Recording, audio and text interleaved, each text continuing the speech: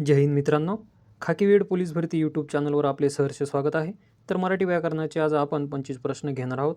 तर चला सुरू करूया. प्रश्न क्रमांक 1, खालीलपैकी अर्धस्वर असणारा गट कोणता? तर ऑप्शन क्रमांक 1 य र ल व. स्पष्टीकरण आहे मित्रांनो, मराठीत य र ल व या व्यंजनाचे उच्चार अनुक्रमे ई, रू, लो, ओ या स्वरासारखे होतात, म्हणून यांना अर्धस्वर असे म्हणतात. प्रश्न क्रमांक 2, सत अधिक शिष्य या दोन शब्दाची योग्य संधी काय होईल? तर ऑप्शन क्रमांक 2. स्पष्टीकरण पण व्यवस्थित दिलेलं आहे मित्रांनो.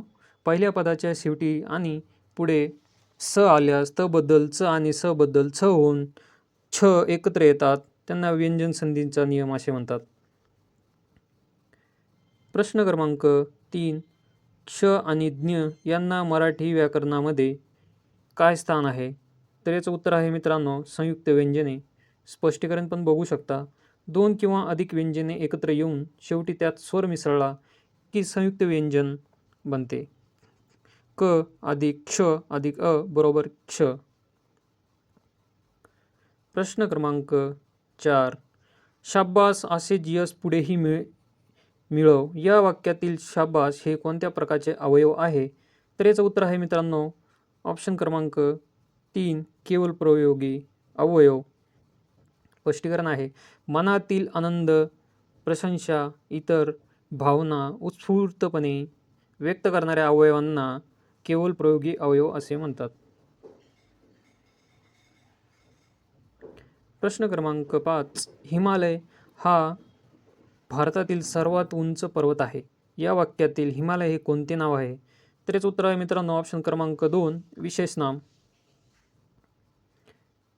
स्पष्टीकरण, हिमालय हा एका ठराविक विशिष्ट पर्वताचा बोध करून देतो, म्हणून ते विशेष नाम आहे.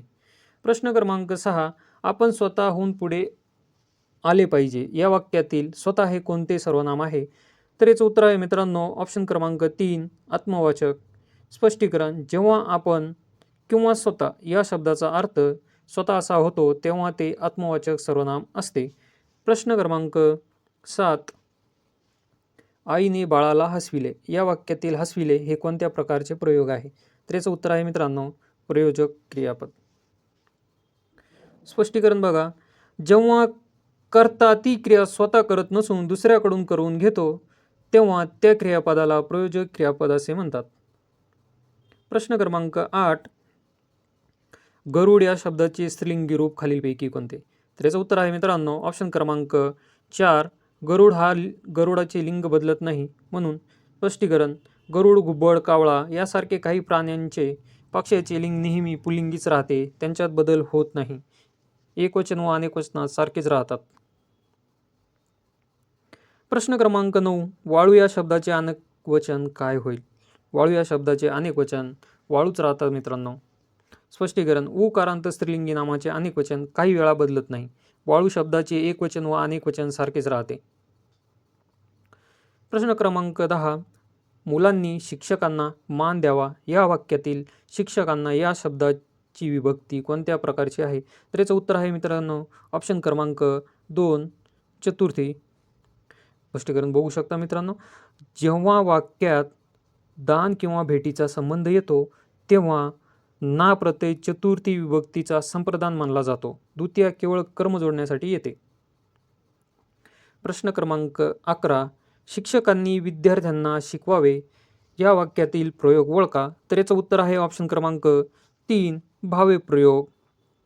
स्पष्टीकरण बघू शकता, कर्ता आणि कर्म दोघांनाही प्रत्यय लागलेला असून क्रियापद विद्यार्थी एकाएकी तृतीय पुरुषची नपुंसकलिंगी आहे, म्हणून हा भाव्य प्रयोग आहे. प्रश्न क्रमांक 12, लंबोदर हा कोणत्या प्रकारचा समास आहे? तर मित्रांनो याचं उत्तर आहे बहुव्रीही समास, ऑप्शन क्रमांक 1. स्पष्टीकरण बघू शकता, लंब आहे उदर ज्याचे तो गणपती. जेव्हा दोन्ही पदे महत्त्वाची नसून तिसऱ्याच पदाचा बोध होतो तेव्हा बहुव्रीही समास होतो.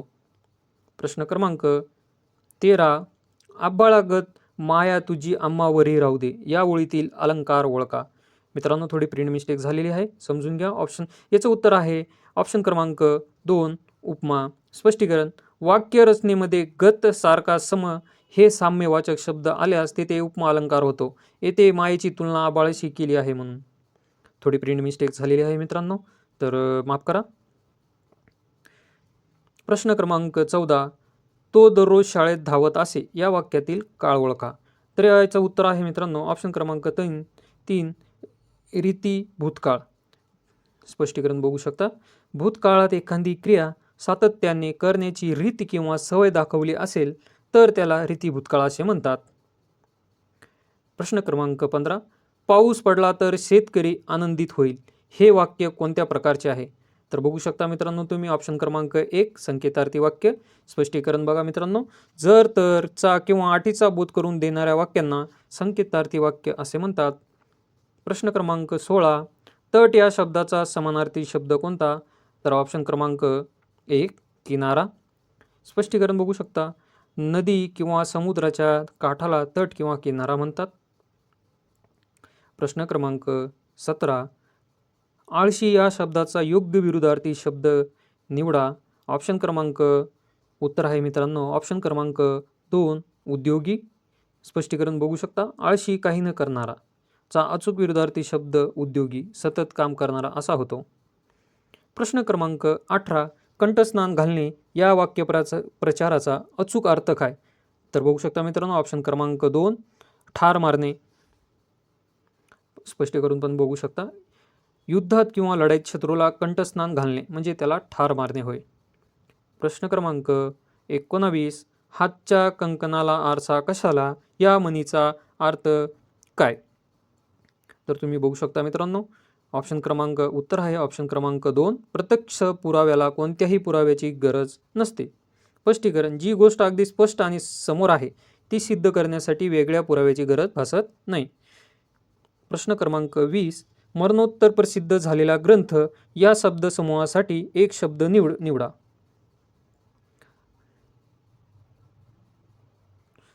तर याचं उत्तर आहे मित्रांनो थोडी प्रिंट मिस्टेक झालेली आहे. तर याचं उत्तर आहे आत्मचरित्र. मरणोत्तर प्रसिद्ध झालेलं आत्मचरित्र म्हणतात त्याला. तर लेखकाच्या मृत्यूनंतर प्रकाशित किंवा प्रसिद्ध झालेल्या साहित्याला आत्मचरित्र असे म्हणतात. ती थोडी प्रिंट मिस्टेक झालेली आहे, माफ करा. पण उत्तर अ आहे. उत्तर अ आहे. मरणोत्तर ग्रंथ नाही आहे. प्रश्न क्रमांक 21. शूर सुधीरने शत्रूला सीमेवर रोखले या वाक्यातील विधेय ओळखा. विधेय म्हणजेच क्रियापद मित्रांनो. तर याचं उत्तर आहे ऑप्शन क्रमांक 3 रोखले. स्पष्टीकरण. व्याकरणामध्ये वाक्यातील क्रियापदालाच विधेय असे म्हणतात. या वाक्यात रोखले ही क्रियापद आहे. प्रश्न क्रमांक 22. खालीलपैकी अशुद्ध शब्द ओळखा. तर मित्रांनो बघू शकता तुम्ही ऑप्शन क्रमांक 2 कविता हा शब्द अशुद्ध आहे. त्याला वला पहिली विलांटी पाहिजे पण इथे दुसरी विलांटी आहे. स्पष्टीकरण पण बघू शकता मित्रांनो तुम्ही. प्रश्न क्रमांक 23. उद्गारवाचक चिन्ह कोणते आहे ते ओळखा. तर उद्गारवाचक चिन्ह मित्रांनो ऑप्शन क्रमांक 2 यामध्ये दिलेलं आहे. स्पष्टीकरण बघा मित्रांनो. मनातील तीव्र भावना व्यक्त करताना वाक्याच्या शेवटी उद्गारवाचक चिन्ह वापरतात. प्रश्न क्रमांक 24. मराठीत मूळ सर्वनामे किती आहेत? तर याचं उत्तर आहे मित्रांनो ऑप्शन क्रमांक 1 9. स्पष्टीकरण. मराठी भाषेत एकूण 9 मूळ सर्वनामे आहेत. मी, तू, तो, हा, जो, आपण, स्वतः, कोण, काय.